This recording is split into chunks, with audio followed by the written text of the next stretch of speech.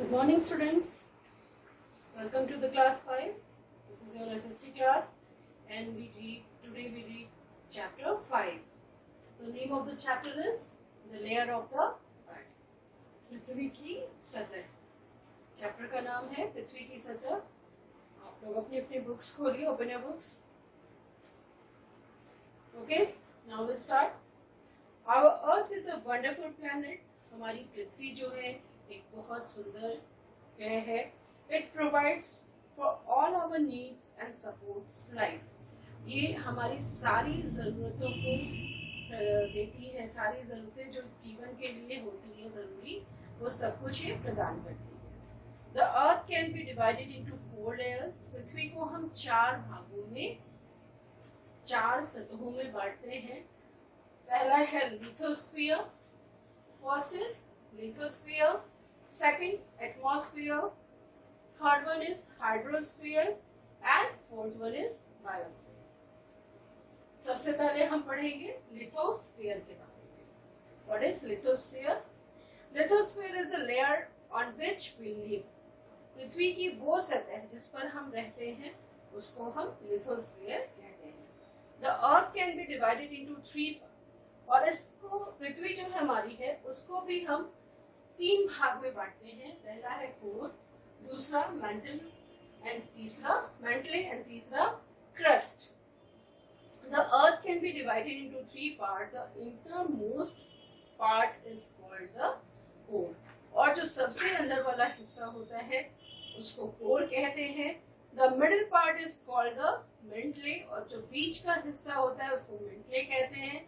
And the outermost part is called the crust. और जो सबसे ऊपरी सतह होती है जिस पर हम रहते हैं उसको हम क्रस्ट कहते हैं. The lithosphere consists of the crust and the thin upper layer of the mantle. जो लिथोस्फीयर है, जो ऊपरी सतह है उसमें क्रस्ट होता है और मेंटल का थिन जो पतला सा परत होता है वो मिला होता है. The lithosphere is solid in nature with an average thickness of about 100 kilometers. जो लिथोस्फीयर है वो ठोस है और करीब 100 किलोमीटर की इसकी मोटाई जो है होती है. The lithosphere is uneven and has landform like plains, mountains and desert. Lithosphere जो है वो अनइवन है, कहीं ऊपर उतार चढ़ाव अनइवन है और इसके जो लैंडफॉर्म्स हैं अलग अलग तरह के हैं. कहीं डेजर्ट है, कहीं प्लेन्स है, कहीं समतल है, कहीं रेगिस्तान है और कहीं पहाड़ है. The lithosphere is always in constant motion. As it stands on tectonic plates. जो लिथोस्फीयर है वो हमेशा गतिमान रहता है, हमेशा एक गति में रहता है क्योंकि ये एक टेक्टोनिक प्लेट्स पे स्थित है, खड़ा है. This movement of the tectonic plates is responsible for the geological phenomena such as earthquakes and volcanic eruption. और ये टेक्टोनिक प्लेट्स के जो मूवमेंट है, जो गति होती है इसमें, उसके चलते ही अर्थक्वेक्स यानी भूकंप और वोल्केनोज जो होते हैं, ज्वालामुखी का फटना जो होता है उसके लिए ही, उसके कारण ही होता है. The second one is atmosphere. जो आपका दूसरा लेयर है, हमारी पृथ्वी का दूसरी सतह जो है वो है atmosphere. It is the layer where the various gases which are essential for life exist. ये वो सतह है जहाँ पर जीवन के लिए जितनी भी गैसेस की, जितनी भी हवा की जरूरत, हवा में जितनी भी गैसेस की जरूरत है वो सारा पाया जाता है. Our atmosphere absorbs the harmful ultraviolet radiation of the sun. हमारा जो एटमॉस्फेयर है वो सूर्य से निकलने वाली जो खतरनाक अल्ट्रावायलेट रेडिएशन किरणें जो होती हैं उनको अब्सॉर्ब कर लेता है. It keeps the earth warm by retaining the sun's heat and saves us from extreme variation between day and night temperature. ये क्या करता है, जो सूर्य से निकलने वाली जो किरणों से जो ताप उत्पन्न होता है उसको मेंटेन करता है, जो दिन और रात होने में जो तापमान वैरी करता है उसको कंट्रोल करता है। Our atmosphere is composed of many types of gases. हमारा जो एटमॉस्फेयर है वो बहुत तरह के गैसों से मिलकर बना हुआ है। Earlier, oxygen was absent from our atmosphere.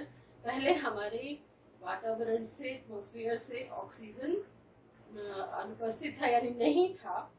As soon as the microorganisms such as virus and bacteria evolved, they started converting carbon dioxide into oxygen, giving the present composition to our atmosphere. लेकिन जैसे जैसे micro organism जैसे कि virus और bacteria ये सब उत्पन्न होते गए, उन्होंने कार्बन डाइऑक्साइड को ऑक्सीजन में बदलना शुरू किया और इस तरह से ये जो प्रेजेंट कंपोजिशन हमारे अर्थ में जैसे कि ऑर्गन और carbon dioxide and other gases और ऑक्सीजन और नाइट्रोजन का जो मिक्सचर है हमारे एटमॉस्फेयर में, वो कंपोजिशन अब प्रेजेंट है। There are 5 layers in our atmosphere which हमारे जो एटमॉस्फेयर है उसके भी 5 लेयर हैं। पहला है ट्रोपोस्फीयर, दूसरा है स्ट्रेटोस्फीयर, तीसरा है mesosphere, fourth one is thermosphere and fifth one is exosphere.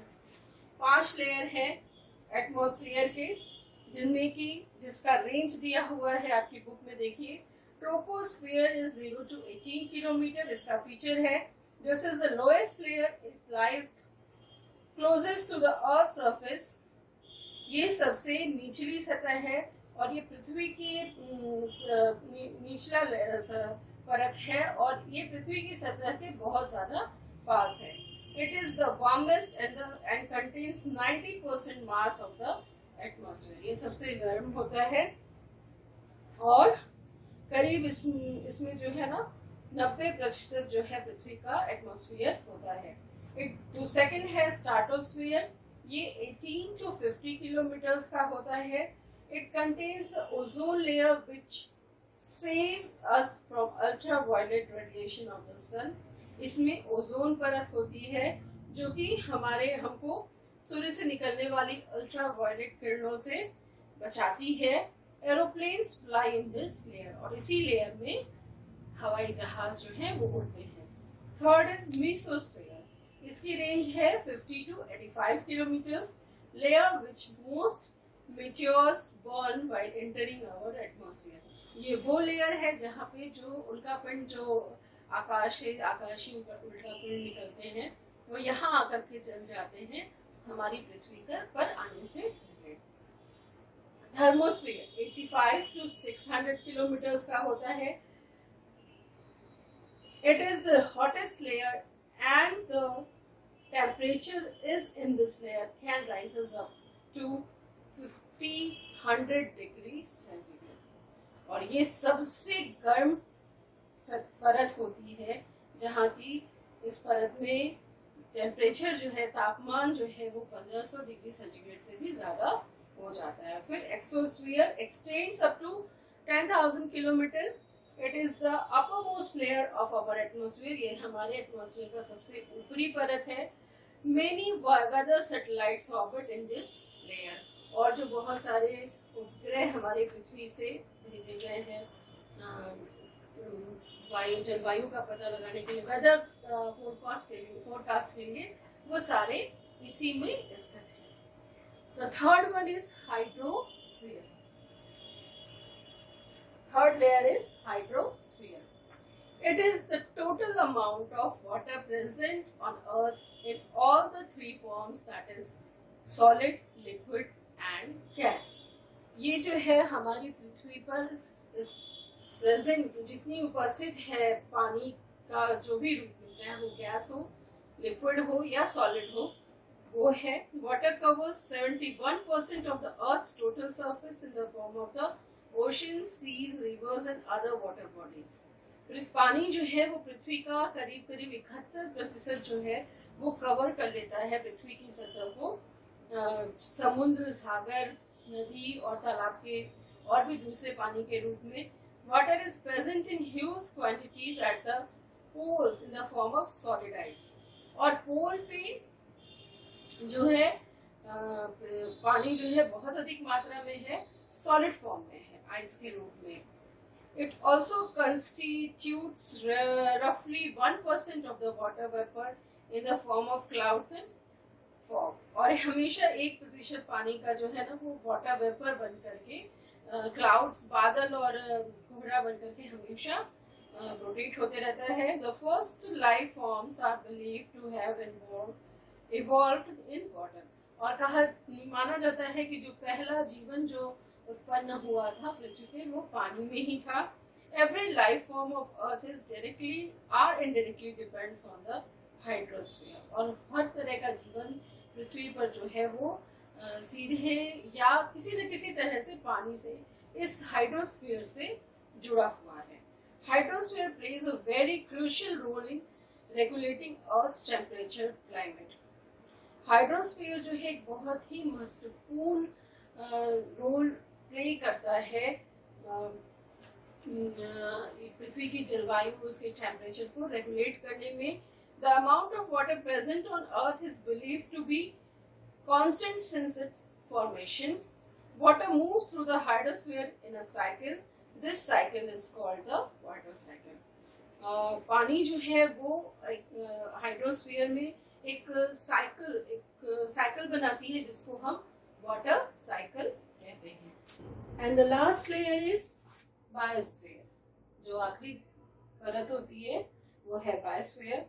It consist of all the living things on our planet. हमारे ग्रह पर जितने भी जीवित प्राणी हैं वो सब इसमें आते हैं। From micro organism to the giant whale, all living things are part of the biosphere. सूक्ष्म जीवाणुओं से लेकर के विशाल व्हेल मछली तक सब इस बायोस्फीयर में आते हैं। This is the sphere which interacts with all the other spheres and depends on them for survival. ये वो मंडल है, जीव मंडल, जो कि दूसरे सारे जो स्फीयर्स हैं उनसे इंटरेक्ट करती है और उन पर डिपेंड होती है अपने सर्वाइवल के लिए, अपने जीवित रहने के लिए। Scientists believe that between 3 million to 30 million species might exist on this earth. वैज्ञानिक ये मानते हैं कि 3 मिलियन से 30 मिलियन तक करीब प्रजातियां जो हैं जीवों की वो हमारी पृथ्वी पर मौजूद हैं। But we have been able to identify only 1.3 million species till date. लेकिन हम आज तक सिर्फ 1.3 मिलियन स्पीसीज को ही सिर्फ पहचान पाए हैं। Although biosphere is smaller than all the other sphere of the earth, जबकि biosphere जो है वो पृथ्वी के दूसरे स्फीयर से सबसे छोटा है, yet it has been instrumental in bringing about change in other sphere. लेकिन ये फिर भी दूसरे स्फीयर्स पे, दूसरे जो परत हैं उन पर प्रभाव बहुत ज्यादा डालता है। The present atmosphere, for example, is a result for the chemical activities carried out by the living things. उदाहरण के रूप में आज का जैसा एटमॉस्फेयर है वो जो लिविंग बींग्स हैं उनके द्वारा जो केमिकल रिएक्शंस, जो रासायनिक जो इस्तेमाल किए जा रहे हैं, वर्क किए जा रहे हैं, उनका प्रभाव आज के एटमॉस्फेयर पे पड़ा है। The fossil fuel in the lithosphere is formed by the decomposition of the dead organism. Fossil fuel जो लिथोस्फीयर पे होता है वो जीवित प्राणी के विघटन के कारण बनता है। Our Earth has the most diverse conditions for supporting life. Everything that we have around us and all the resources that we have, we use from our environment. जो कुछ भी हमारे चारों तरफ है और जो भी रिसोर्सेज हम यूज करते हैं, इस्तेमाल करते हैं, वो सब मिलकर हमारा एनवायरनमेंट बनाते हैं। The most unique thing about our environment is that it is not static. जो एनवायरनमेंट के बारे में सबसे महत्वपूर्ण बात है वो ये है कि ये स्थिर नहीं है। It is very dynamic. ये बहुत ही अधिक गतिशील है। It consists of living and non-living elements. इस पर जीवित और अजीवित प्राणी दोनों होते हैं।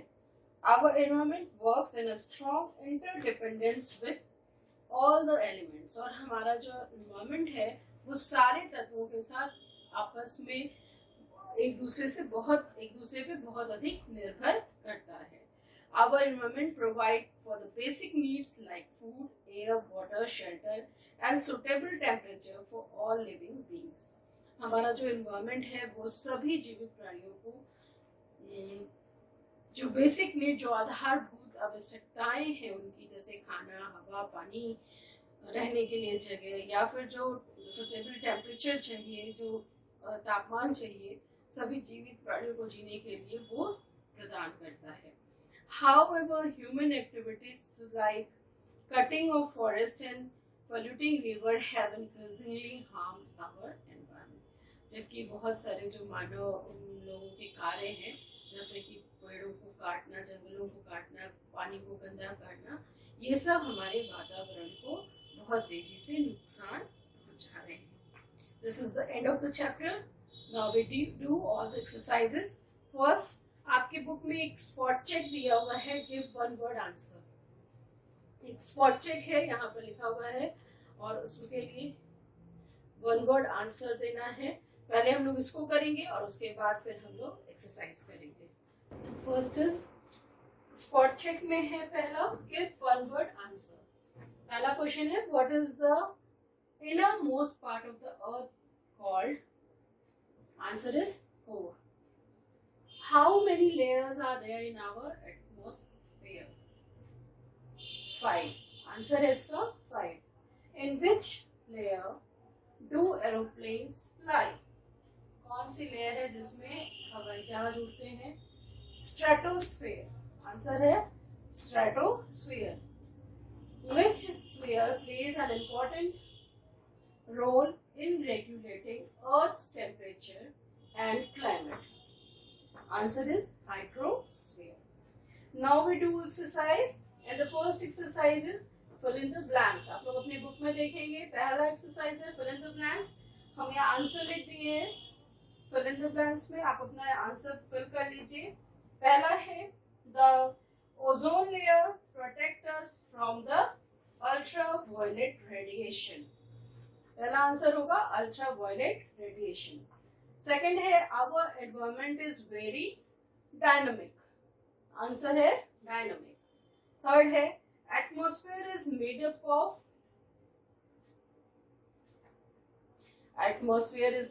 of gases.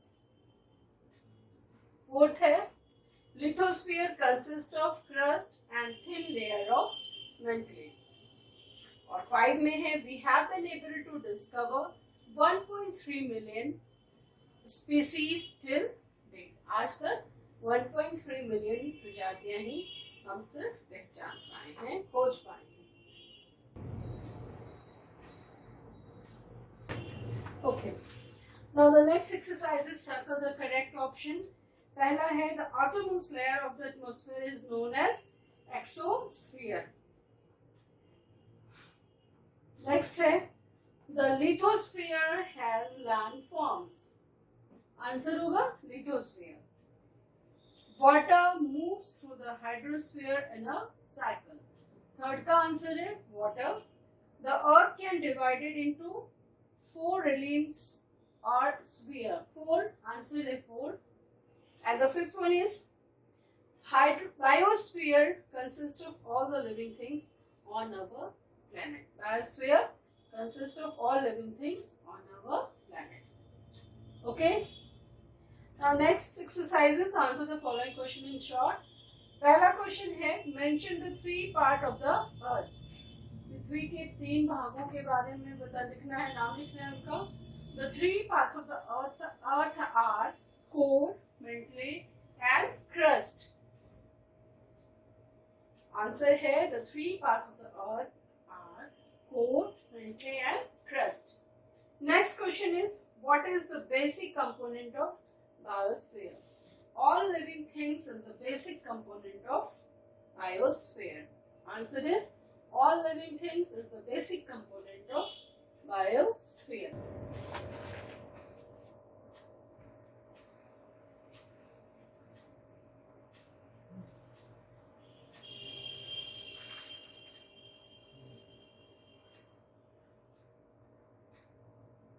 Next question is, what is environment? Everything that we have around us and all those resources that we use called environment. Everything that we have around us and all the resources that we use called environment. Next question here, list the remains of the earth. The earth is divided into 4 layers. The earth is divided into 4 layers. Lithosphere, atmosphere, hydrosphere and biosphere. Okay, now this is the end of the chapter. All of you, do all the exercise in your notebook, do fair copy and learn the lesson properly. Okay, goodbye.